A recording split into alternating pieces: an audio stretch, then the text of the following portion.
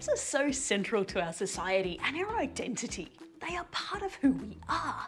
But when it comes to dogs, what's in a name? Because dogs don't have that same sense of identity that we do, dogs don't understand names in the same way that we do. For a dog, a name is simply a cue to do something. Hey, it's Natalie from Canine Concepts, your home of game-based training for deaf dogs. In this video, we're going to break down the two meanings that a name can have for your dog, and some different ways that you can call your deaf dog.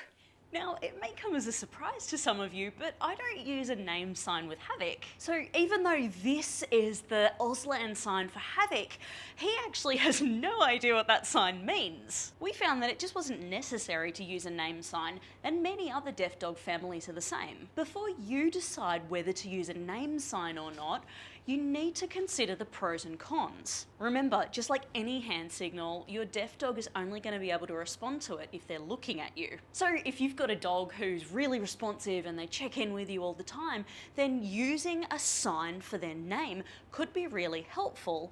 But if you've got a dog who isn't very obedient, or if you've got a dog who it's difficult to get their attention in the first place, then you might find that a name sign is pretty pointless. But aside from all that, many families find that they just don't need one. Like I said, we don't use one, but feel free to do what works best for you and your family.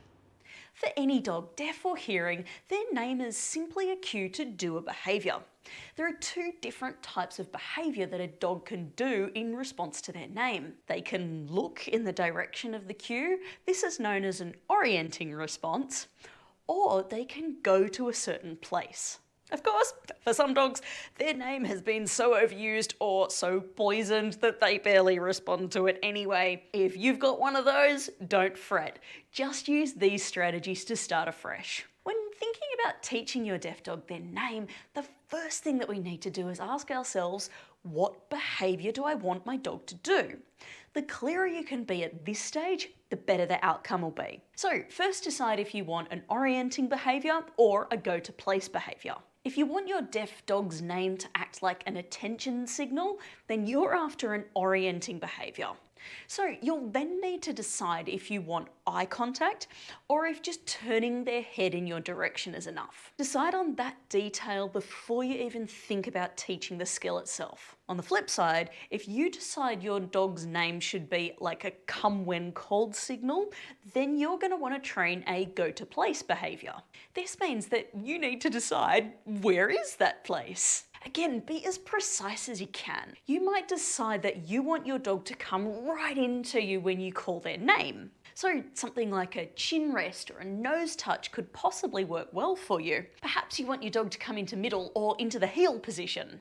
Maybe you want them to come and bite a tug toy or just come and eat food from your hand. Wherever the place is, just decide on it and stick to it. Our dogs are going to find it really difficult if one day their name means, look at me the 5th time I call you and you'll get a cookie, and then the next day the name means, you must come here right now, sit and look me in the eyes. That lack of clear expectations is one of the big reasons why a dog's recall can fall apart. Another thing that can go wrong with come when called is a dog not knowing exactly where they need to go. If your dog runs to you but they stay like 2 meters away, is that okay?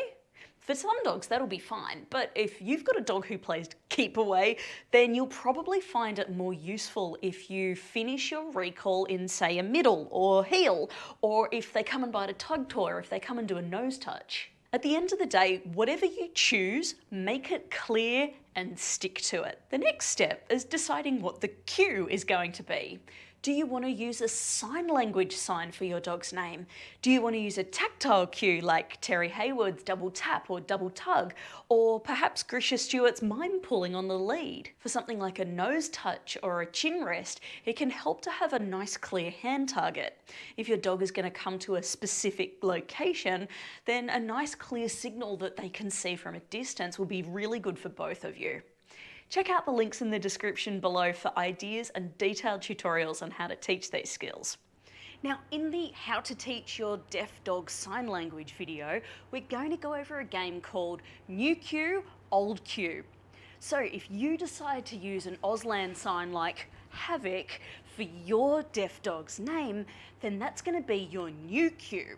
And say you had a recall cue like that, that's going to be your old cue. So how do we go from playing games to using these skills in everyday life?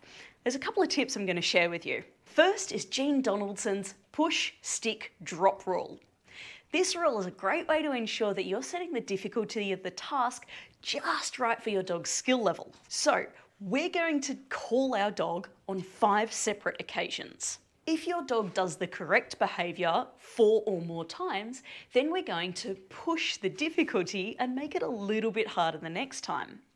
If your dog gets the behaviour right 3 times, then we're going to stick at the same level of difficulty and try another 5 times. If your dog gets the behaviour right less than 3 times, we're going to drop the difficulty to make it easier for them. So what do I mean by making it more difficult or making it easier? What might this look like in real life? Well, say I want my dog to orient to me when I call them with a double tap on their rump. I'm going to start off with no distractions around. Maybe I train in my kitchen. If my dog succeeds at least 4 out of the 5 times, I can then push the difficulty a bit. Maybe I add in some distractions. Maybe my dog needs to travel a longer distance.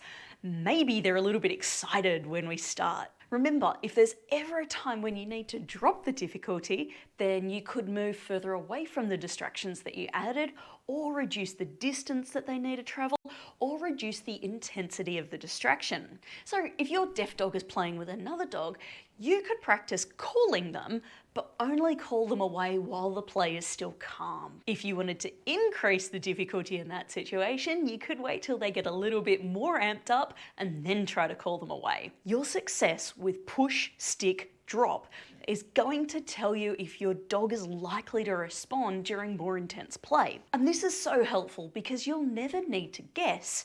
If your dog is struggling to respond when they're calm, then they're not going to be able to do it if they're involved in really crazy play. To get to that level, practice more at the easy levels and then build up the difficulty bit by bit. My final big tip is never take your dog's name in vain. In order to create a really reliable response, we want to make sure our dog is getting a really fun outcome every time we call them. Always reward your dog every time they respond, even if they were just doing something naughty a moment ago. Don't use your deaf dog's name as a threat or with that type of look. Those do it or else type situations don't get good long-term results. So to ensure your dog can respond first time, every time, make sure you watch this video next to help get you started.